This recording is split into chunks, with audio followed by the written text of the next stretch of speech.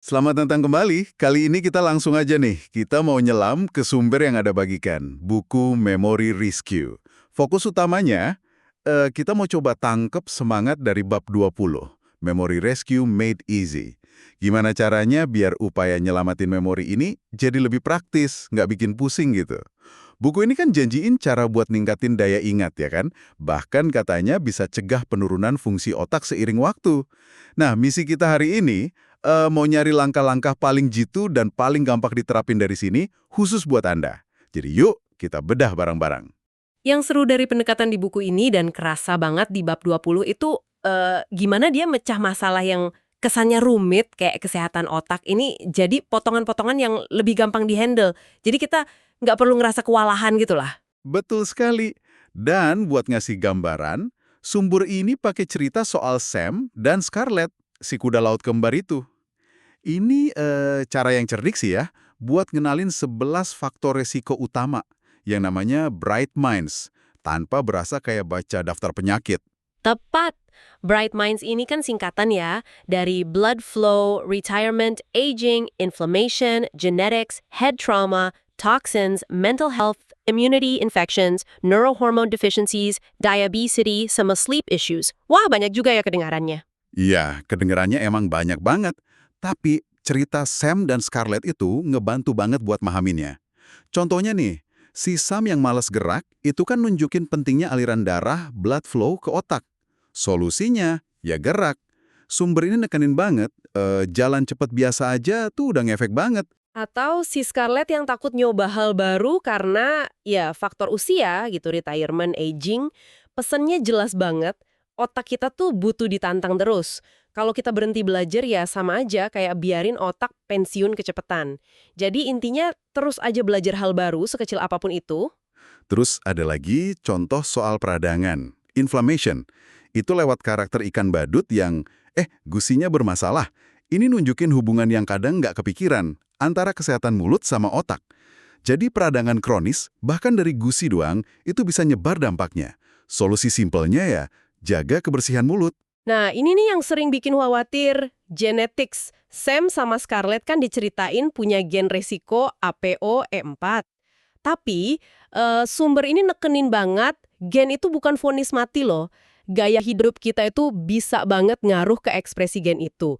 Jadi, justru karena ada resiko, usaha jaga kesehatan otak lewat diet, olahraga, dan lainnya tuh malah jadi makin penting.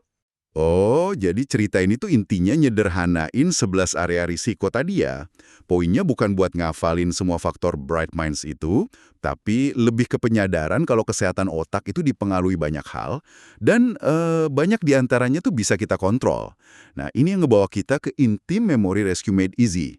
Tahu resiko kita, terus ambil tindakan yang fokus. Bener banget. Kita nggak perlu kok ngatasin sebelas-sebelasnya sekaligus. Kuncinya itu identifikasi dulu, terus prioritasin. Dan ini nih yang ngebawa kita ke langkah-langkah praktis yang diurai lebih lanjut di bagian selanjutnya dari sumber ini, khususnya di bab 21. Nah, ini bagian pentingnya nih. Setelah kita tahu ada banyak faktor yang main peran, terus gimana caranya kita bisa mulai rencana penyelamatan memori pribadi tapi dengan cara yang gampang?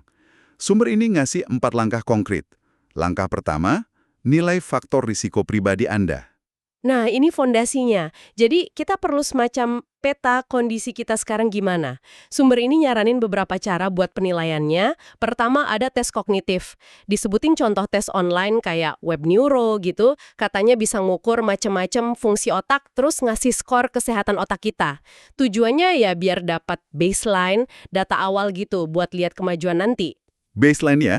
Oke, terus apa lagi? Kedua, semacam kuesioner atau penilaian mandiri gitu soal 11 area resiko Bright Minds tadi. Jadi, kita coba nilai sendiri mana aja nih yang kira-kira relevan sama kondisi atau gaya hidup kita. Ketiga, tahu angka-angka penting tubuh kita. Angka penting ini contohnya apa aja? Yang paling penting banget menurut sumber ini apa? Sumber ini nyorot beberapa yang utama sih, kayak indeks massa tubuh atau BMI itu loh.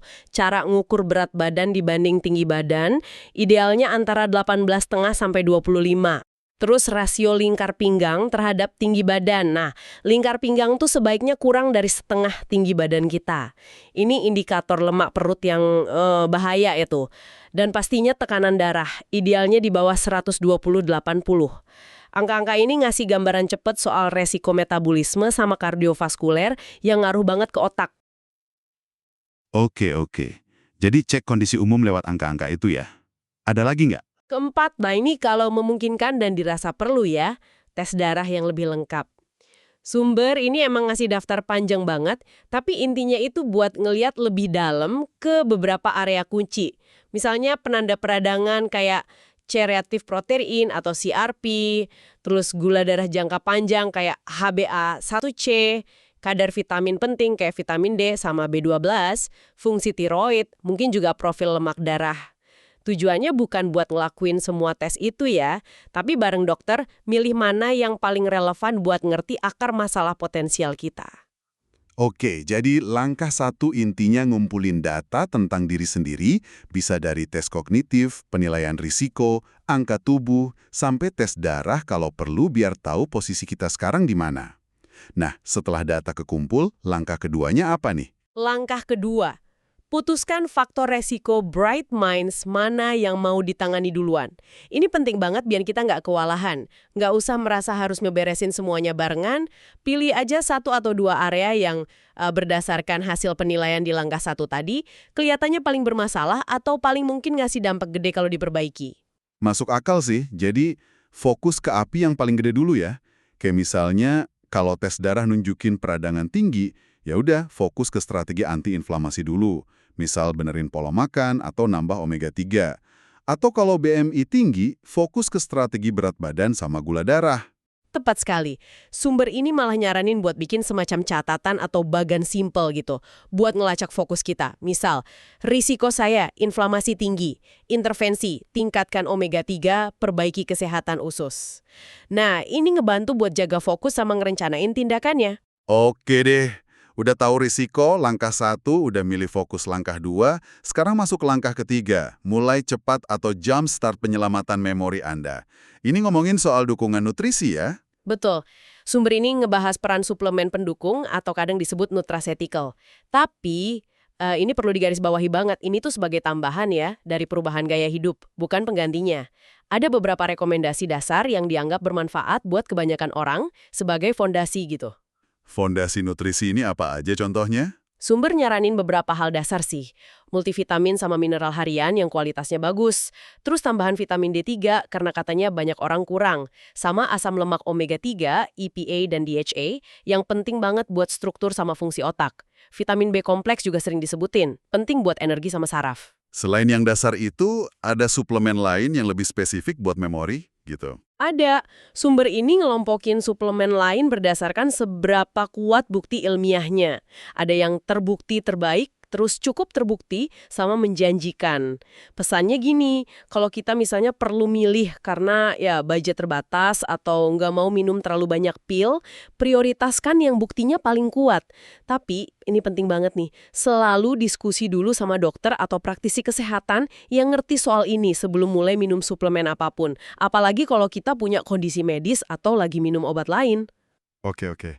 Jadi langkah 3 itu ngasih dukungan nutrisi dasar dan mungkin tambahan yang tertarget, tapi harus bijak dan konsultasi dulu.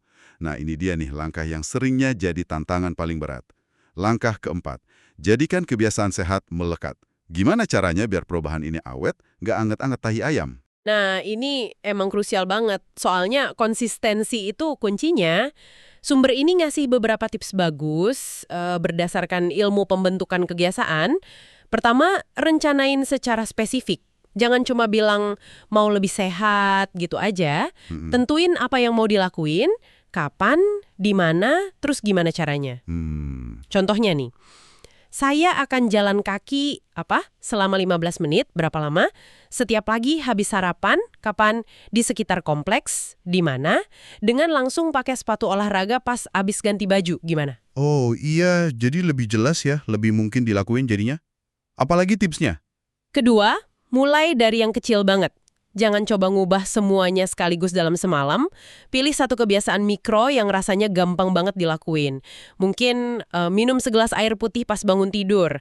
Atau makan satu porsi sayur tambahan pas makan siang. Sukses di hal kecil itu bisa ngebangun momentum loh. Nah, saya suka tuh, mulai dari yang kecil. Kadang kita suka terlalu ambisius ya di awal, terus malah jadi males. Betul banget. Tips ketiga nyambung sama ini. Rayakan kemenangan kecil. Fokus sama kemajuan yang udah kita buat, sekecil apapun, jangan cuma mikirin seberapa jauh lagi target akhirnya. Ini bisa jaga motivasi tetap nyala. Keempat, nih penting, pas kita gagal atau kepleset, dan itu pasti bakal terjadi sih, jangan malah marah sama diri sendiri. Coba jadi penasaran, analisis, kenapa ya kok gagal, apa pemicunya, apa yang bisa dipelajari dari situ. Tujuannya kan perbaikan, bukan ngejudge diri sendiri. Itu mindset yang penting banget ya. Gimana kalau soal dukungan dari luar? Perlu nggak? Wah, itu ngebantu banget tips kelima, libatkan orang lain. Kasih tahu keluarga atau teman soal tujuan kita, dukungan sosial itu bisa jadi pendorong yang kuat loh. Keenam, pakai alat bantu kalau perlu. Bisa jurnal simpel buat nyatet rencana sama kemajuan, atau pakai aplikasi pelacak kebiasaan. Sumber ini nyebutin contoh aplikasi Momentum Habit Tracker. Jadi, manfaatin teknologi atau catatan biasa gitu ya? Ada lagi? Ketujuh, dijadwalin. Anggap aktivitas baru ini, olahraga, kayak nyiapin makan sehat, minum suplemen, kayak janji penting di kalender kita. Kasih waktu khusus buat itu. Dan terakhir, ada satu trik psikologis yang menarik nih. Pakai kalimat saya tidak, bukannya saya tidak bisa. Gimana tuh maksudnya? Saya tidak versus saya tidak bisa.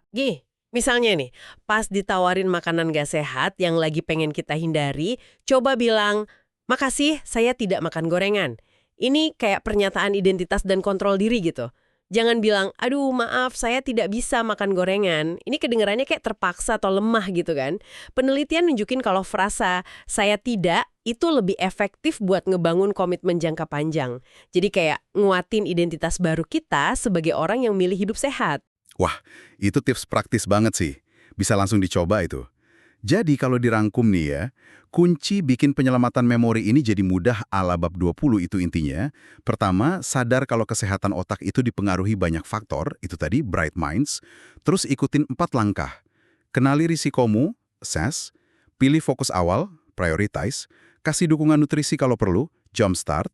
Dan yang paling penting nih, bangun kebiasaan sehat pelan-pelan, pakai strategi cerdas, make it stick. Jadi bukan sulap semalam suntuk ya, tapi langkah kecil yang konsisten.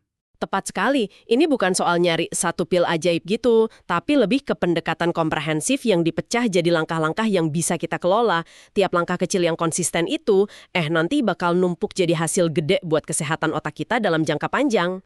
Nah itu tadi saripati praktis dari sumber Memory Rescue. Terutama kita coba tangkap semangat bab 20 buat bikin upaya ini lebih gampang dijangkau. Kita udah lihat gimana cerita Sam sama Scarlett, itu nyederhanain konsep resiko, terus kita udah bahas 4 langkah kunci buat mulai rencana pribadi Anda. Iya, ingat ya, pesan utamanya itu jangan sampai ngerasa terbebani. Mulai aja dari 1 atau 2 area yang paling kerasa relevan buat Anda sekarang. Ambil langkah pertama, sekecil apapun itu.